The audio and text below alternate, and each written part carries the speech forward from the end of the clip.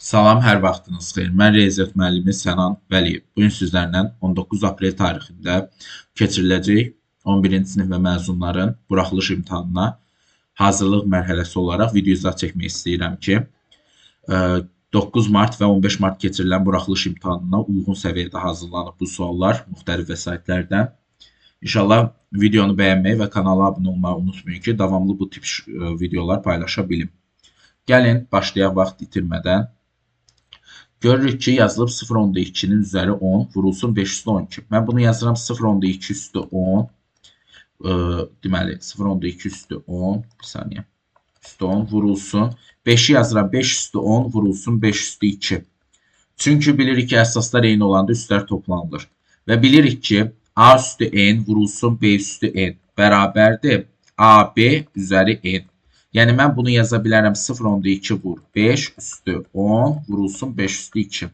0.2'yi 5'e vuranda 1 üstü 1 üstü 10 vurulsun 5 üstü 2. 1 üstü 11 5 üstü 2 25.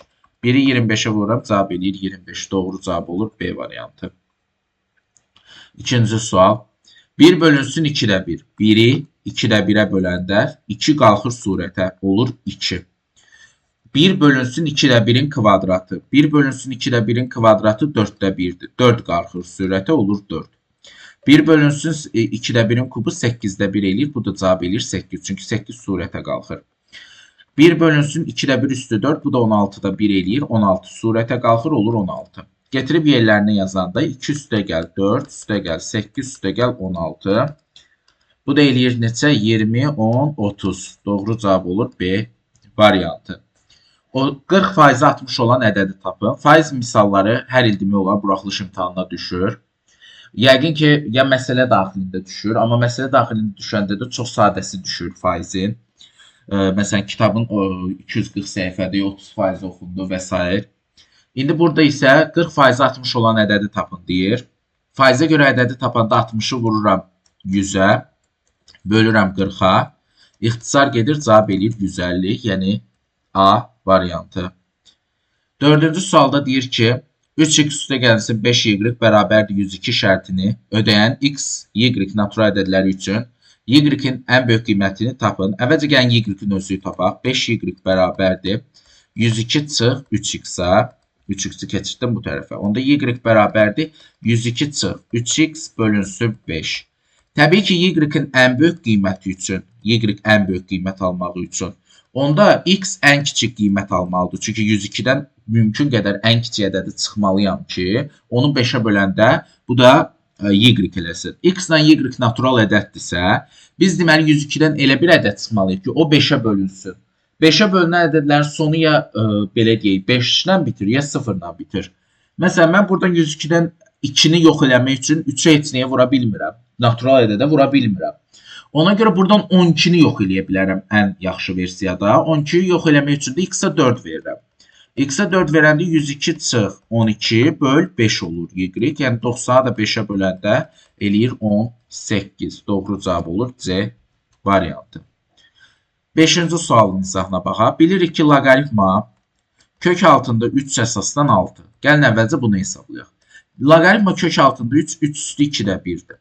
Üstü 6, üstü 1. Bu 1 gəlir surətə, 2'də 1 də gəlir məxrəcə. Olur loqaritma 3 əsasdan 6. Bunun cavabı eləyir 2, loqaritma 3 əsasdan 6. 2'yi də atsam 6'nın üzərinə, olacaq loqaritma 3 əsasdan 6'nın kvadratı 36. Daha sonra loqaritma 3 əsasdan 4 olduğu kimi qalır. Loqaritma 3'də 1 əsasdan 10. 3'də 1'i mən yaza bilərəm loqaritma 3 əsasdan üstü mənfi 1, 10 üstü 1. Bu da eləyir nə? Mənfi loqaritma 3 əsasdan 10. Gətirib hamısını yerinə qoyanda A bərabər olur. Loqaritma 3 əsasdan 36 çıx loqaritma 3 əsasdan 4 çıx mənfi dediyi üstə gəl loqaritma 3 əsasdan 10. Çıxma bölməyə gəlir 36'nı 4'ə böləndə 9.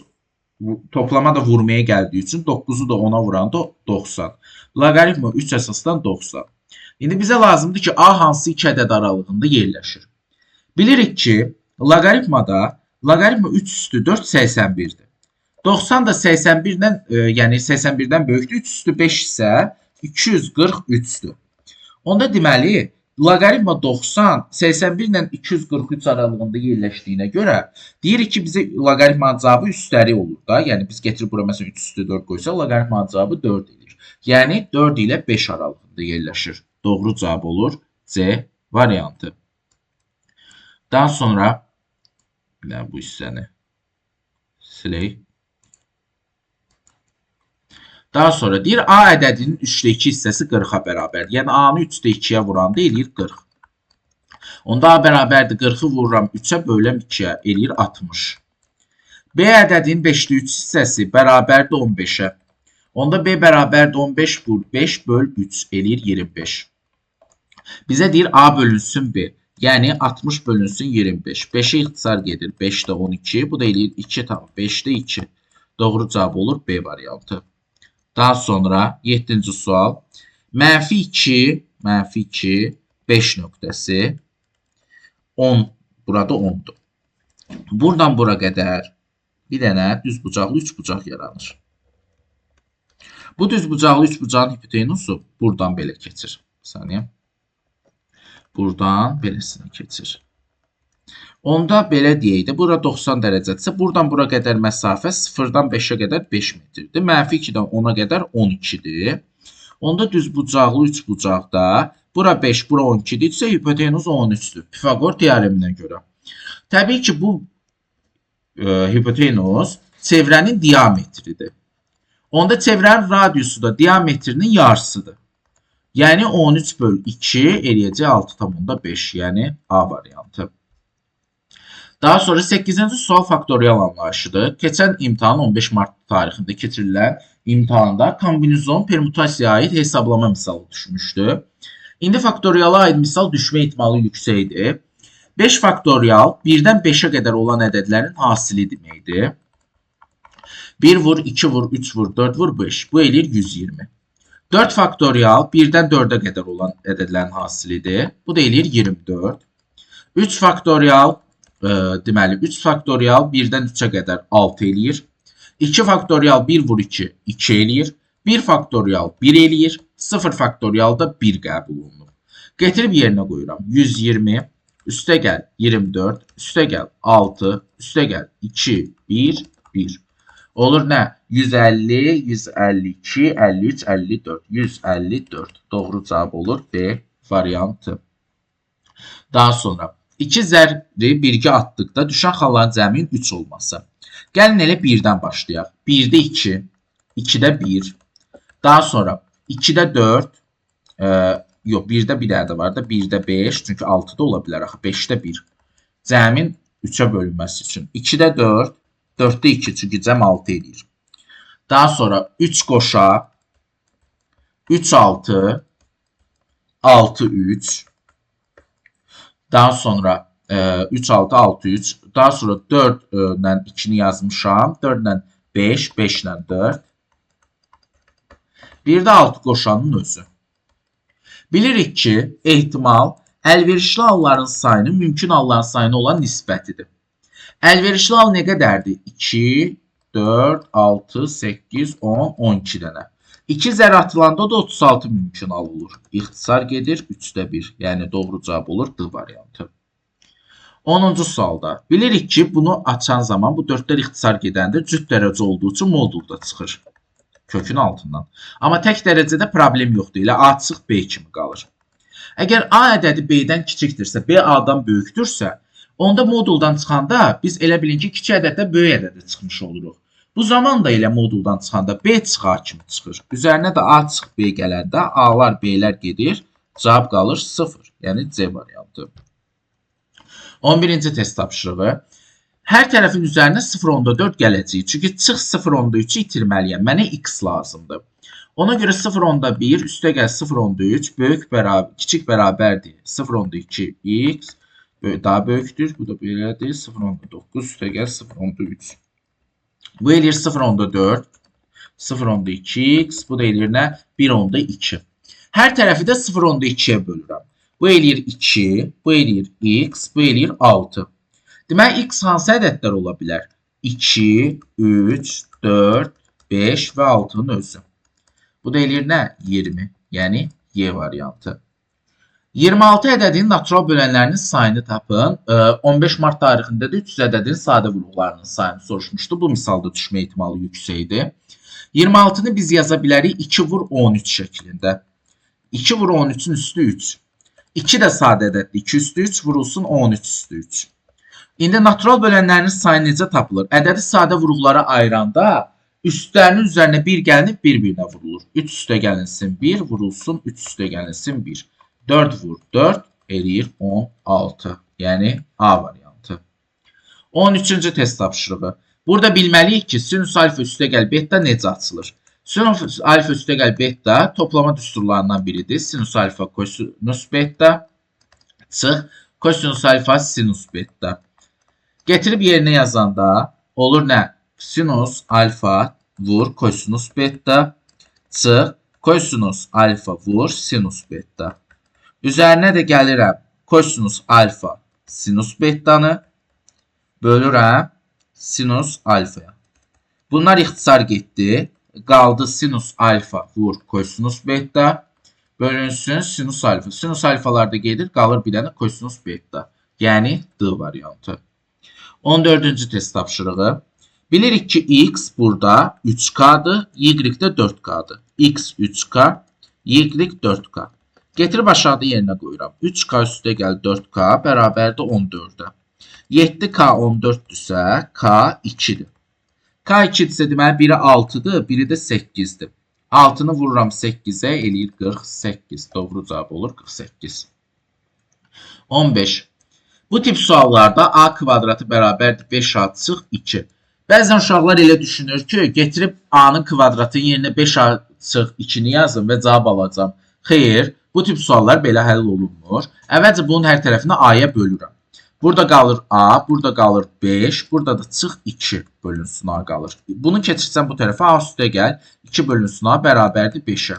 İndi hər tərəfi kvadratı yüksəldərəm. Yəni A üstə gəlsin 2 bölünsün A-nı, 5-dirsə kvadratı yüksəldəcəm. Olacaq A-nın kvadratı üstə gəl, hasilin 2 misli, üstə gəl 4 bölünsün A kvadratı bərabərdir 25-ə. A-lar gedir, A kvadratı üstə gəl 4 bölünsün A kvadratı bərabərdir 25, 2 vur 2 çıxıram 4-ü, eləyir 21. Doğru cavab olur 21. Daha sonra 16-cı test tapşırığı. Bura 90 dərəcə, bura 90 dərəcədirsə bu iki bucağın cəmi 180 olmalıdır. Alfa üstə gəl 10, beta üstə gəl 70, bərabərdir 180 dərəcəyə. Alfa ilə betanın cəmi bərabərdir 180-dən 80 çıxıram, cavab eləyir 100 dərəcə. Doğru cavab olur 100 dərəcə. Funksiyada deyir ki, tək funksiya olarsa, funksiya tək funksiya olması üçün fx bərabərdir kx ifadəsi və ya kx üstə gəlsin b olmalıdır. Belə deyək, kvadrat yəni birincisi yığışılmalıdır. Çünki kvadrat olan ifadə cüt funksiya sayılır. Ona görə bunun əmsalını sıfırlaşdırıram. Yəni a çıx 2 bərabərdir 0-a, a bərabərdir 2-yə. Daha sonra dedik ki, tək funksiya olması üçün kx üstə gəlsin b-də nə zaman tək funksiya idi? B 0 olanda. Ona görə bu ifadəni də sıfırlaşdırıram, sərbəsətdir. Burada da b bərabər olur 4-ə. Onda a2, b4 getirib yerinə qoyanda 2 üstə gəl 4 eləyir 6. Doğru cavab olacaq 6. Daha sonra d-yə 4-dür. E-sə 9-dur. Düzdür. İndi bizə deyir ki, A-yə də B-yə perpendikulardır. A-B-S-də düzbucaqlısının sahəsini tapın. Gəlin bir daha buradan hündürlük çəkək. H hündürlüyü. Bu hündürlük həm də bunun eninə bərabər olacağı üçün. Onda bura 4-dürsə burada 4-dür. Bura 9-dursa burada 9-dur. Onda H nəyə bərabərdir? Düzbucaqlı üçbucağı hündürlüyü çəkilib. H-ın kvadratı bərabərdir 4 vur 9-a. Yəni H-ın kvadratı 36-dırsa H 6-dır. H 6-dırsa onda bu eni də 6-dır bu düzbucaqlının. İndi bunun sahəsini tapmaq üçün 6-nı vururam. Eni vururam uzunluğa. Uzunluq da 13-dür. Bu da eləyir 78. Doğru cavab olacaq 78. İfadəni sadələşdirin deyir. Birincidən 2-ni orta vuruq çıxardanda 1 çıx kosinus alfa qalır. İkincidə isə kosinus 2 alfanı mən belə aça bilərəm. 2 sinus 2 alfanı, yəni 2 sinus alfa kosinus alfa kimi açaram. Vur 1 çıx kosinus alfa. Bu da kosinusun kvadratı alfa. Bunlar ixtisar gedər, 2-lər ixtisar gedər, kosinusunda 1 ixtisar gedər. Qalar kosinus alfa böl sinus alfa. Bu da kotangens alfa eləyir. Yəni kotangens alfa D variantı. Daha sonra loqaritmadan bu suala baxaq. Deyir loqaritma 2 əsasdan 64. Bilirəm loqaritma 2 əsasdan 64 2 üstə 6-dır. 6 atsam bu tərəfə olacaq cavab elə 6. Bu tərəfi hesablasam loqaritma 2 əsasdan sinus 75 dərəcə çıx loqaritma 2-də 1 yazıram 2 üstü mənfi 1 sinus 15 dərəcə. Bilirik ki bu mənfi 1 qarşıya ötürüləndə bu üstə gəlmə olacaq qarşıya gedəndə. Bu da day olmayacaq. Əgər bunların arqumentləri, yəni belə deyək də, əsasları eynidirsə loqaritma 2 əsasdan toplama vurmaya gəlir. Yəni olur sinus 75 dərəcə vur sinus 15 dərəcə. Bilirəm ki, sinus 75-in yerinə mən kosinus 15 dərəcə yaza bilərəm çevrilmə düsturlarına görə. Onda loqaritma 2 əsasdan kosinus 15 vur sinus 15. Kosinus 15 dərəcə vur sinus 15 dərəcə. Hətta mən bunu belə də yaza bilərəm. Loqaritma 2 əsasdan 2-də 1 vurulsun 2 kosinus 15 dərəcə vur sinus 15 dərəcə. Bu eləyir bizdə sinus 2 alfanın düsturu. Sinus 2 alfada 2 vur 15 eləyir 30 dərəcə. Yəni loqaritma 2 əsasdan 2-də 1 sinus 30 dərəcə. Sinus 30 dərəcə ilə özü də 2-də 1-dir. 2-də 1-i 2-də 1-ə vuranda 4-də 1. Olur loqaritma 2 əsasdan 4-də 1 2 üstü mənfi 2. 2-ni atıram qarşıya mənfi 2-ni cavab eləyir elə mənfi 2-nin özü. Yəni bu ifadənin də ümumi cavabı ilə mənfi 2 oldu. Birinci 6 üstə gəlinsin mənfi 2. Yəni cavab elədir 4. Yəni A variantı. Daha sonra yenə də faizə aid bir misal öz əksini tapıb. Deməli, bunun səbəbi nədir? Çünki bilirik ki, faiz hər il düşür. Yenə də deyirəm. Keçən səfər də elə 15 mart tarixində hazırlıq video izahında mən orada da qeyd elədim ki, məsələn, hesablamaya aid tapşırıqlar düşəcək. 200 ədədinin 20%-nin 30%-yi tap. Bu da belə eləyir. 200 ədədinin 20%-yi tapıram. 200-ü vururam 20-yə, bölürəm 100-ə. 2 sıfırlar gedir, cavab eləyir 40. 40-ında 30%-yi tapıram. 40-ı vururam 30-a, bölürəm 100-ə. 2 sıfırlar getdi, cavab eləyir 12. Amma unutmayın ki, yenə də deyirəm, faizə aid məsələdə düşəndə çox sadə düşür. Məsələn, 600 səhifəli 7 deyirəm, kitab və ya nəsənin 30% istifadə olunduğu nə qədər qaldısa, bunu soruşur. Bu da çox asan olur. Ona uyğun olaraq faiz məsələləri mütləq düşəcəyinə, yəni güman eləyirəm. Daha sonra yan səthin sahəsi oturacağının sahəsinə 2 dəfə böyük olan konusun hündürlüyü ilə doğru. Bilirik ki, yəni onsuz da fəzadan ya düşür silindir, ya düşür konus, prizma ya piramida, yəni belə deyək də, fırlanma cisimlərinə konus, silindir, kürə düşür. Fəza fiqurlarından da kub, paralelepiped ya da prizma ilə piramida düşür. Yəni bunların da düsturlarını əzbər bilən şagird həmişə gedir fəza fiqurlarını yaza bilir. Yəni fəza fiqurları buraxılış imtahanına o qədər də çətin düşmür.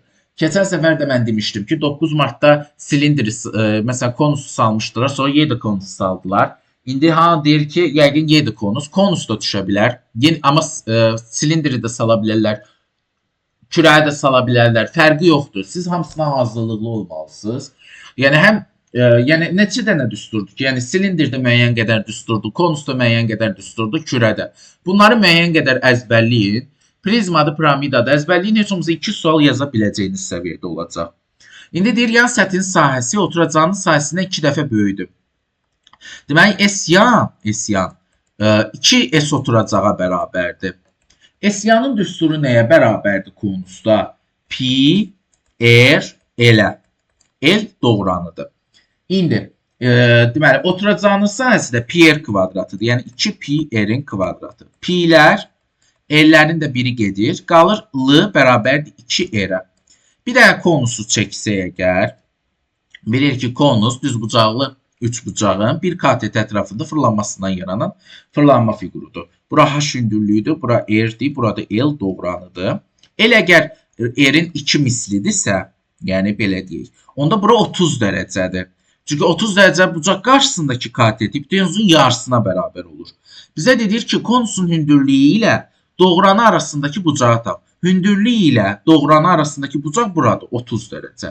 Digər bucağı istəsəydi, deyəcəkdi doğran ilə radius arasındakı, oturacaq radiusunun arasındakı bucağı tap, o da 60 dərəcə idi.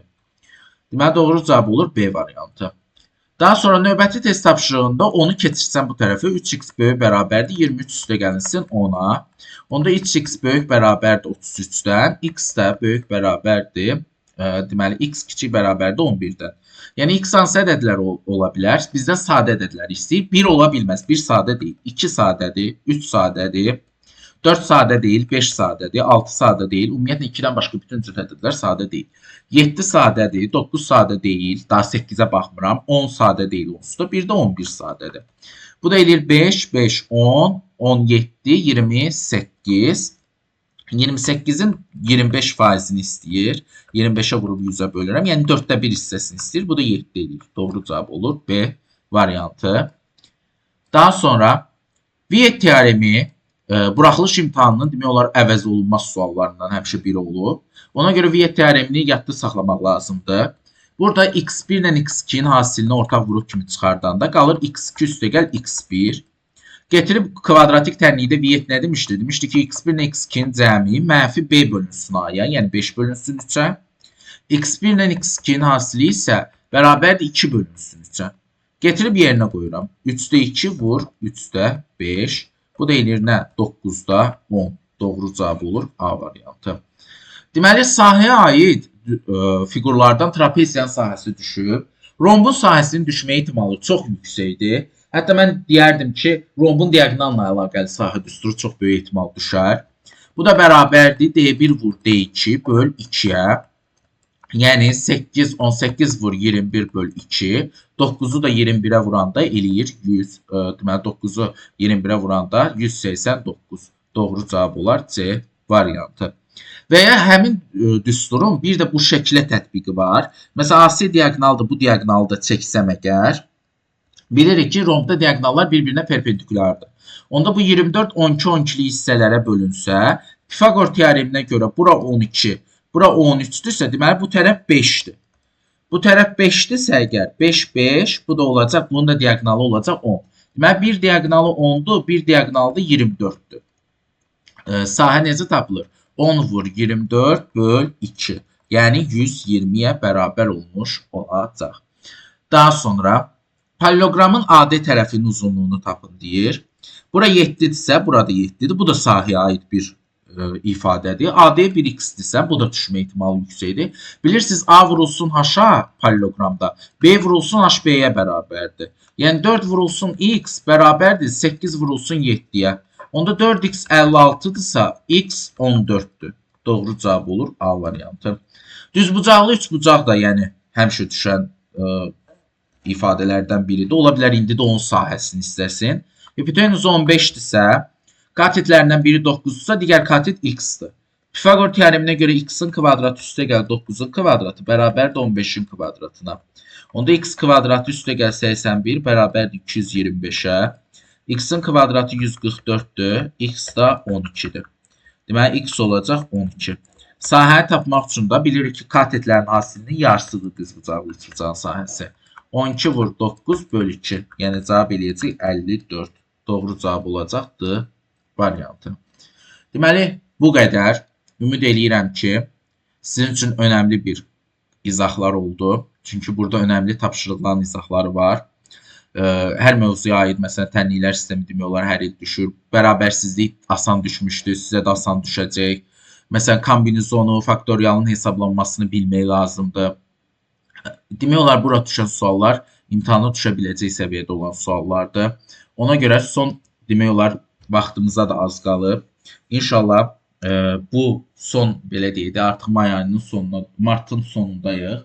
Aprel ayının 19-da qədər güclü təkrar eləsəz, çox yaxşı, bütün günü test baxsaz, video izahlara baxsaz, sınaq izahlarına baxsaz, uğurlu nəticə əldə eləyə bilərsiniz. Unutmayın ki, sizin, yəni hələ də vaxtınız var. Çox çalışaraq uğurlu nəticə əldə eləyə bilərsiniz. İnşallah hər kəs ürəyincə balı toplayar. Əgər ki, videonun davamını gəlməsini istəyirsinizsə, videonu bəyənməyi, kanala abunə olmağı unutmayın. Növbəti video izahlarda görüşənə qədər. Sağ olun, salamat qalın.